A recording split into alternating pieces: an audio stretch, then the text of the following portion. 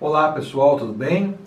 Na videoaula anterior, então, nós falamos sobre a execução por quantia certa, execução de título executivo extrajudicial. Fizemos as nossas considerações, falamos depois essencialmente o que deve constar da sua peça prática profissional, cujo modelo, como já falei para vocês, está lá no Ambiente Conhecer, e agora falaremos dos embargos à execução.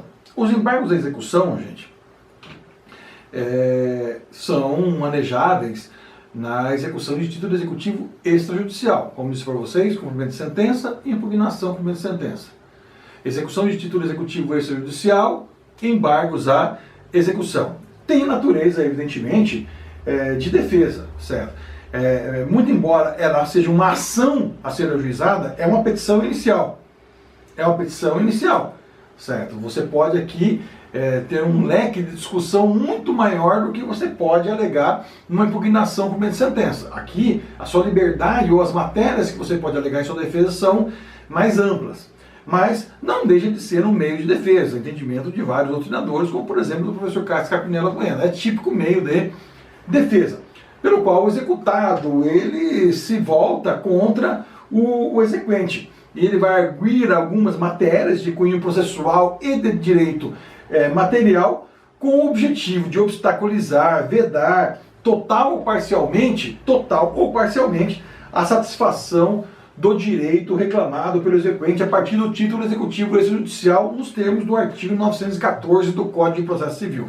O objetivo, então, é fulminar, certo, total ou parcialmente, a pretensão do exequente de forma a demonstrar que não prevalece ou não existe a obrigação ou até mesmo por eventual defeito existente no próprio título executivo extrajudicial, como vocês já aprenderam anteriormente nas aulas de processo civil, ok?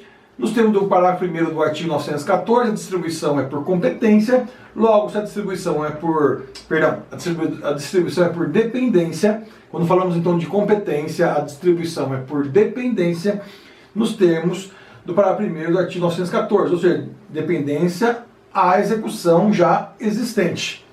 A petição inicial, ela deve atentar para os requisitos intrínsecos do artigo 319 do Código de Processo Civil, bem como para os requisitos extrínsecos do artigo 320, bem como para os requisitos específicos do artigo 917 do Código de Processo Civil. O prazo para interposição é de 15 dias, após expirado o prazo para que você possa, o prazo é de 15 dias após a sua citação, e aqui é possível nós falarmos em atribuição do efeito suspensivo, desde que obedecidos os requisitos do artigo 919 do Código de Processo Civil. Também quando nós falamos de cumprimento de sentença, faltou nós atentarmos para isso, que como regra também não há que se falar em efeito suspensivo lá no cumprimento de sentença. Bem como também no cumprimento de sentença não há necessidade mais, como havia na previsão da legislação anterior, do Código de Processo Civil anterior, e na legislação mais antiga, antes de 2006, da chamada segurança do juízo, certo? Mediante a penhora. Aqui não há necessidade da existência de penhora para que você possa opor os embargos à execução. Simplesmente é um direito de defesa que você tem, certo? Mas para que você possa conseguir a suspensão das práticas de atos executivos, para que a execução, então, ela seja suspensa, há necessidade de que seja atribuído esse efeito pelo juiz, desde que presentes e você cumpra os requisitos expressos do artigo 919 do Código de Processo Civil. Tá ok? Beleza? Como identificar a peça processual? O examinador irá apresentar no enunciado a existência de uma execução de título executivo extrajudicial. Simples. Proposta pelo exequente. Havendo a necessidade do advogado, você, acadêmico, acadêmica, após a citação, apresentar a defesa adequada. Qual que é a defesa adequada? Embargos à execução, certo? Uma vez ser um meio legal, evidentemente, para que você possa apresentar a sua defesa, mas ele se processa como uma ação autônoma. Ele vai ser distribuído por dependência, seja os autos físicos ou eletrônicos, ou os autos eletrônicos. A execução ela fica no auto eletrônico próprio, certo? nos autos eletrônicos próprios, e nós teremos os autos eletrônicos para os embargos à execução. Se os embargos à execução tiverem efeito suspensivo, parou a execução. Se não tiverem efeito suspensivo, os atos executivos eles podem continuar sendo praticados e ela pode alcançar até o seu êxito, ok? Belezinha, tranquilo? Então é petição inicial com os requisitos do artigo 319, 320, bem como do artigo 917 do Código de Processo Civil. E aí nós falamos então da estrutura da peça processual. A estrutura da peça processual está totalmente disponibilizada para vocês lá no Ambiente Conhecer. Além, é claro, do enunciado, eu disponibilizei para vocês o modelo, certo? O modelo, como eu já falei várias vezes, é mais do que meio caminho andado em relação ao próprio tópico, ao esqueleto, à estrutura que vocês deverão observar aí e elaborarem a sua peça prática profissional à luz do enunciado que também já está no Ambiente Conhecer. Enunciado este que foi extraído de exame de ordem, logo, para que vocês possam, então, bem elaborar essa petição, basta vocês também acessarem lá a página da OAB FGV Projetos e verem qual o padrão de respostas lá que o examinador assim o exigiu, ok? Então nós temos aí a estrutura da peça processual.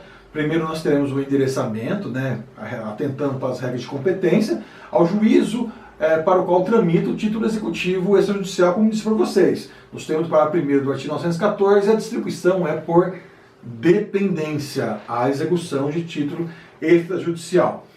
Aqui tem número do processo. Muito embora seja uma petição inicial, gente, como o processo é distribuído por dependência, tem que ter número do processo, certo? É o mesmo número do processo de execução de título executivo extrajudicial. Identificação das partes. Você pode utilizar aqui tanto exequente como executado, certo? Como também, como é muito comum, eu particularmente também assim utilizo, embargante e embargado. O embargante é o executado e o embargado é o exequente. O termo utilizado, embargante e embargado. Nome do ato e sua fundamentação legal. Embargos à execução nos termos do artigo 914 seguintes do Código de Processo Civil. Está lá, já no modelo que eu disponibilizei para vocês. Quando nós falarmos então dos fatos e da fundamentação dos embargos à execução, volto a dizer, você vai fazer uma análise sintética ou vai sintetizar aquilo que o examinador trouxe no enunciado, bem como também buscar fazer a correta ligação na sua fundamentação entre seus fatos e o seu fundamento jurídico. Você vai indicar eventualmente os vícios do título executivo extrajudicial, dizendo que a obrigação não é certa, nem líquida, nem exigível, ou nas demais hipóteses do artigo 917, que traz lá essas possibilidades ou aquilo que você pode alegar. Sempre lembrando que quando tratamos de embargo de execução, diferentemente do que acontece com a impugnação como de sentença, aqui o seu leque de defesa é maior, que você pode se opor tanto processual quanto materialmente. Aqui a discussão é ampla. Ressaltando que se você for alegar excesso de execução, obrigatoriamente você tem que trazer a sua memória de cálculo com o valor que lhe correto nos termos do artigo 917, parágrafo 3º do Código de Processo Civil. Bem como, sendo o caso, você pode requerer a atribuição de efeito suspensivo nos termos do parágrafo 1º do artigo 919. Tá ok? Beleza? Tá tudo lá no modelo que eu trouxe para vocês. E aí, logo em seguida, você já parte para o fechamento da sua peça, você já parte, então, para os seus pedidos finais, né? De acordo com o modelo que nós estabelecemos lá e também está disponível para vocês no Ambiente Conhecer. Tá ok? Então, em suma, gente, temos uma execução de título executivo extrajudicial.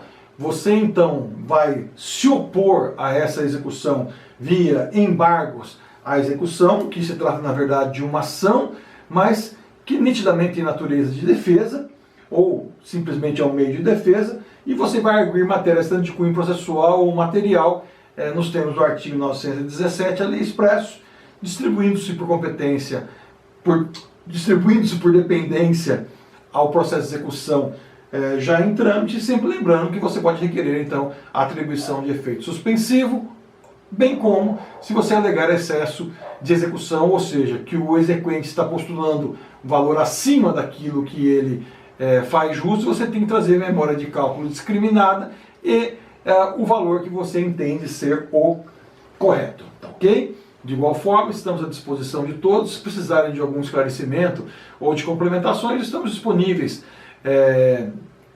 pelos nossos grupos do WhatsApp, bem como também teremos nos próximos dias aulas telepresenciais, onde vocês poderão aí dirimir eventuais dúvidas e poderemos esclarecer outros pontos para vocês, tá ok? Beleza? Tudo em paz? Joinha? Obrigadão a todos, mais uma vez, estamos sempre à disposição, contem comigo, desejo a todos uma boa semana, um bom dia, um bom final de semestre e fiquem todos com Deus. Obrigado, um abraço.